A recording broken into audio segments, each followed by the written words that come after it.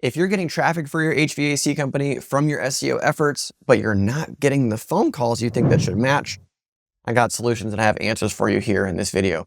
Usually it comes down to one of three different things. We'll walk through each of those here in this video, and I think it'll become pretty obvious to you why you're not getting the phone calls as we run through each of these things. And as a side note, if you're working with an SEO agency or a freelancer and all they're doing is sending you reports with no mention of the actual phone calls and leads generated to the website, you're probably working with the wrong company. Because if you can't tie those reports to the real metrics that matter, then you're going to be going round and round, watching more videos like this, trying to get your team to do what they should be doing in the first place, which is getting the phone to ring. So let's get into it. There are three different things that I look at in regards to diagnosing this issue. The first one is perhaps the most obvious one, because you can see it.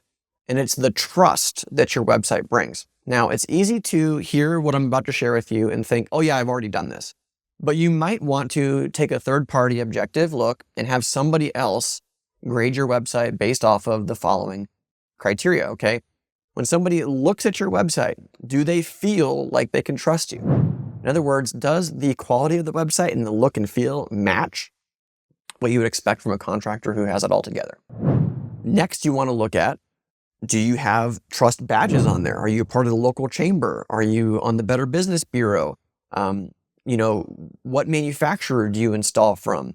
These are all different types of things that you can put on your website. Maybe awards that you have won that will inspire more trust. It could even be different companies that you've worked with. It could be different local organizations that you support, that you've sponsored, that you've gotten behind. All of these build more trust and need to be on the website.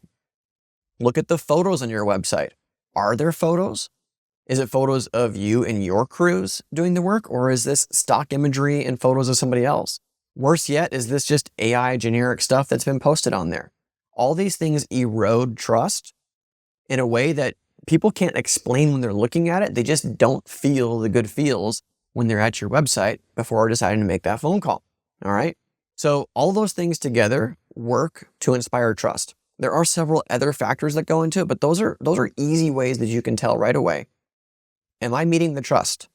Because if I'm not, I need to build that and I need to work on that. The other thing that I didn't even mention is reviews. So are your reviews on the website, not just online, but also prominently displayed on the website, on the homepage, on the service pages of the website? All this stuff is important. The second thing I would look at is the search intent. So if you are getting the traffic to your website, what is the intent at which the people are arriving at the website? What pages are they landing on that's driving the traffic? We see this pretty frequently that a website might be up in traffic when we take over, and the previous agency has been sharing reports and saying, yeah, we're getting the traffic, right? But you're saying I'm not getting the phone calls. And you go into Google Analytics or you go into Google Search Console and you see the pages that are actually getting traffic. Are they your service pages and the things that people actually need help with? Or are they blog posts that are teaching people how to change out an air filter, how to flush out a water heater, things like that? Because somebody who's finding your website from a generic search, like how to change out your filters, might be searching in Alabama, but you're located in California. They're never going to turn into a phone call and business for you. Okay, so how they're arriving at the website and what got them there is more important, okay, than really anything else at that point. Because if they're coming to the website for things that don't match what they would actually give you a call for, and they're not in the area that you could service them, what is the purpose of that page? Okay, sometimes those pages do have purpose, they do have value, right? But they can't hide the fact that you're not getting phone calls. So the last and final thing that I look at is the conversion elements. So when people are on your website and they're scrolling, is the navigation bar following them around? Can they see the phone number to dial no matter where they are on the screen? Something that we fix pretty frequently is contractors that come to us, they're missing multiple calls to action. So it's not clear where they would go to a contact page. It's not clear what they would do in order to request an estimate. There's no option for them to just schedule online, which when people are searching after hours and you're closed, having the option to schedule through something like Service Titan, Jobber, or House Call Pro is a huge opportunity that's being missed. We also fix pretty frequently where there's not multiple calls to action on a single page. They start at the top, they start reading about the service, they start scrolling down, and gone is the opportunity to give you a call. They got to scroll around, they got to go back to a homepage, they got to go to a contact page in order to reach out. They might seem like minor things to you because you're not in marketing, but they're major things. Every single time they have to do more work to reach out and get a hold of you, that creates friction, and there's drop off with people that don't have the patience for it. Another big thing that we see is like the mobile version of the website is very different than the desktop. So you're always viewing it on one or the other, and you're missing out on this whole group of people that's in the other view that you haven't optimized for. All right. So we look at conversion elements, most importantly, what's in the navigation, and then what's missing on the individual service pages to diagnose a conversion issue. Right. So to put things in perspective for you, for every 100 visitors at the website, if 1 to 3% of them are reaching out to contact you, that's a poor conversion rate.